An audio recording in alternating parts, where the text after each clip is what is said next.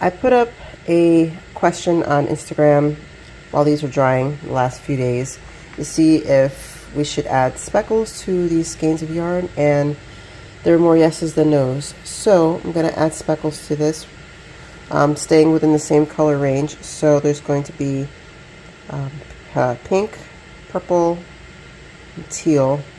I may throw in a little bit black because there is some black glaze in there, and it is part of the other colorway that I was using the dyes for. So I kept the ties on so that I know which yarn is which.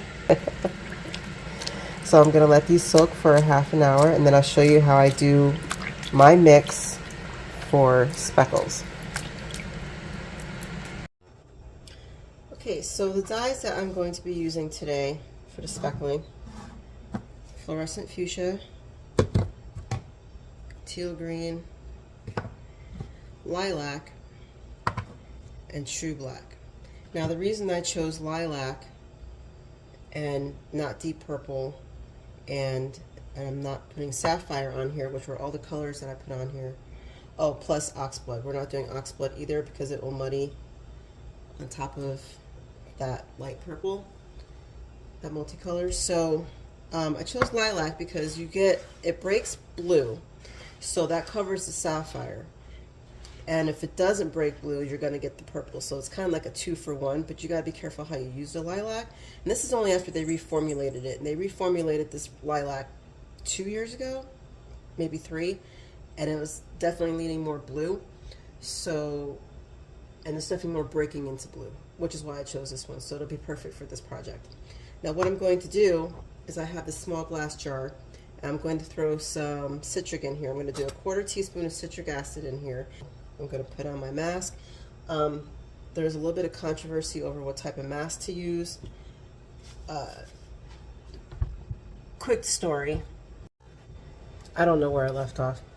Anyway, there's a little bit of controversy over using N95s, and I don't know if the controversy is around this type or the respirator mask type, but if you're using a respirator, guess what? It uses N95.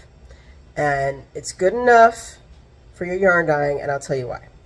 Because a couple years ago, we ground down our concrete. And if you know anything about grinding down concrete, it was running through we have an unlevel line going through our house, right? We had to grind down the concrete. If you know anything about grinding down concrete, it's 95% prep and 5% work, okay? Because those dust particles will F you up, okay? Guess what we used? N95. So if it's good enough for that, it's good enough for your yarn dye. So don't worry about it.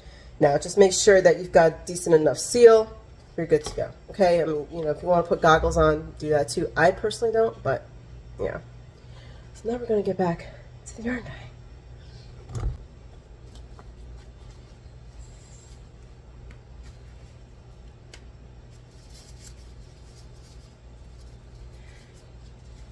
I have my mask on. So I don't do a lot of dyeing, so this is why I use disposable gloves, but I do use them to the point where a hole gets in there, and then I'll change them out. So I can get like 4 or 5 uses for a pair of gloves, or a whole dye session, which can be anywhere from like an hour to 5 hours. So it just depends on what I'm dyeing. So we're going to add 1/4 teaspoon of citric.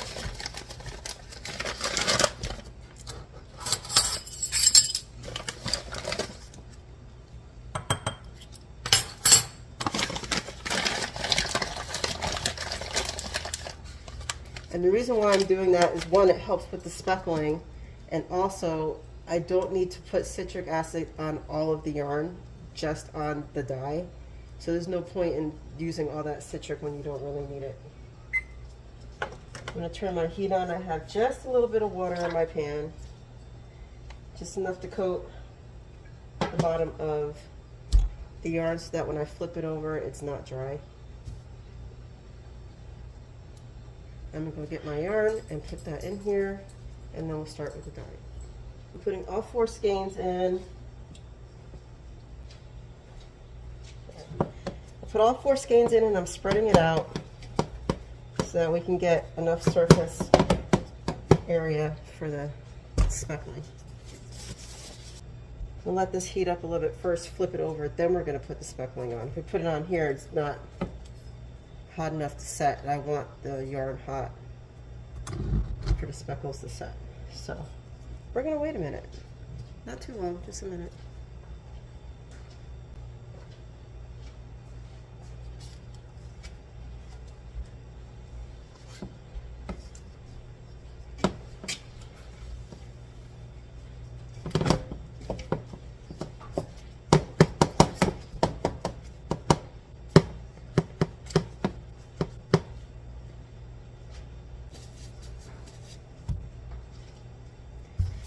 Okay, we're going to do fuchsia first, just a pinch, and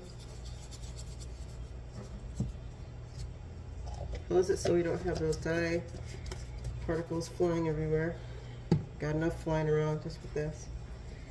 Okay, give it a little bit of a stir in there. And then we'll just go ahead and start sprinkling it on.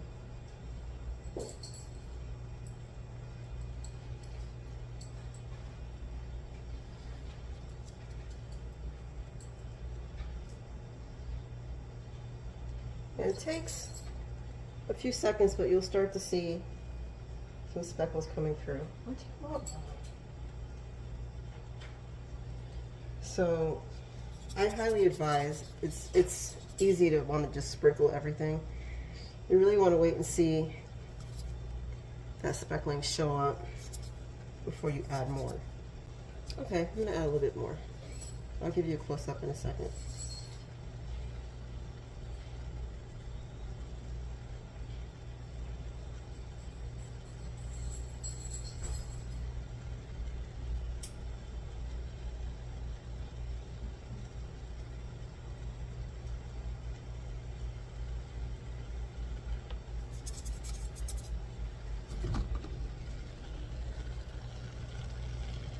Can you see some of that speckling?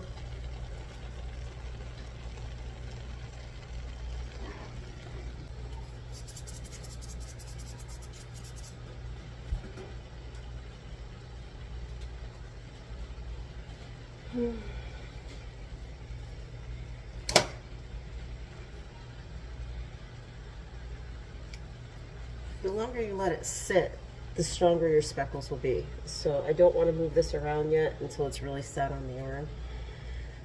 So it's a little bit of a process because you really want to flip it over and start doing more speckling, but patience is a virtue when it comes to speckles.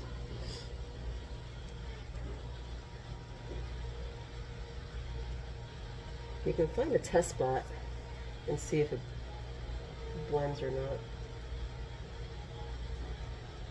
It might be okay.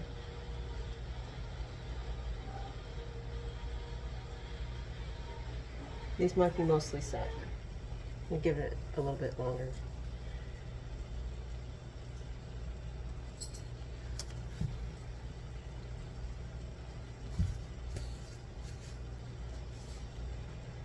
Okay.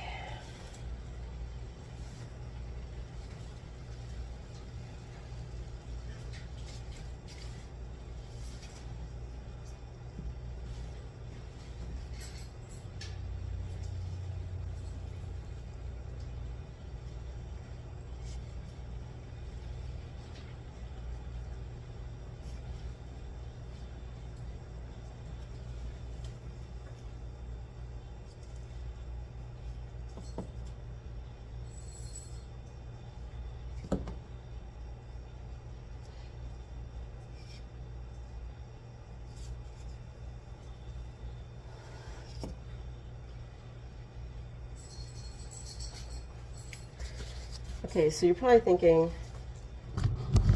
that my yarn is crowded in this pan. And you would be right. But I have a style called speckle and splotch, and this is how I do that. So you're going to get your speckles that are nice and hard and set, and then you've got some that kind of bleed into each other. I prefer that look. If you don't like that look, do less, or get a restaurant pan and make sure that your yarn is really spread out. But do the same method where you're sitting in making sure that those speckles are really set before you flip anything over. Otherwise, everything's going to bleed.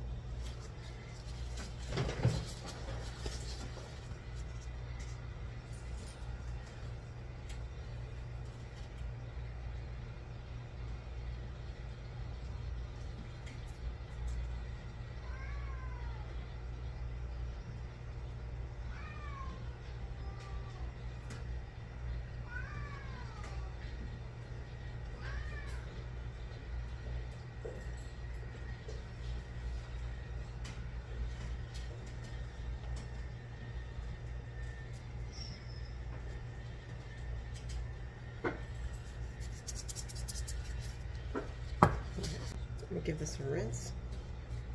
Actually, I'll wipe it out and then give it a rinse. For the sake of time, I'm just going to speed over the next few colors. The same method applies. You're going to add citric acid into your container and then do a pinch of color, and then you're going to sprinkle over the yarn and let it sit on the yarn for several minutes. Do a little bit of a touch test if you want to see if it's spreading. If not, go ahead and flip it over so that the other part of the yarn can get hot, and that way those speckles can continue to set.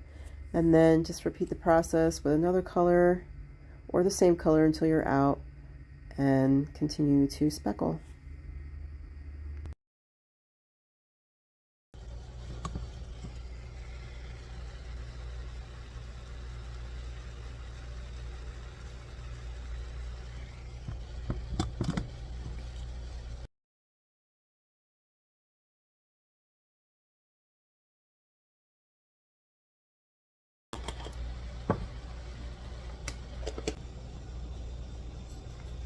Oh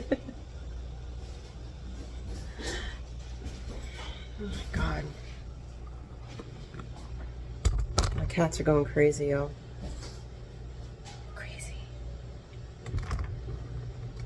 Okay, so I'm gonna let this cook, let the speckles set. I'll probably be doing a few more flips just to make sure those speckles are really set. That's looking good so far. Just remember to go light on the black because it'll overpower very quickly. And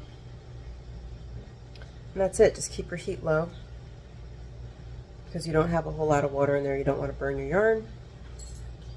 And so I will see you, I guess, in a second so we can see what the final product looks like. I just want to add to make sure that you definitely clean up after you're done speckling, because those speckles will get all over the place. You can see on my paper towel that I picked up all those speckles, and then the paper towel right next to it was still some more speckles when I thought I was done. So definitely give your area a thorough cleaning when you're finished. And here is the final product. I don't know which is prettier, the speckled or the non-speckled. What do you think? Either way, I think both are gorgeous and both are easily repeatable, which is awesome.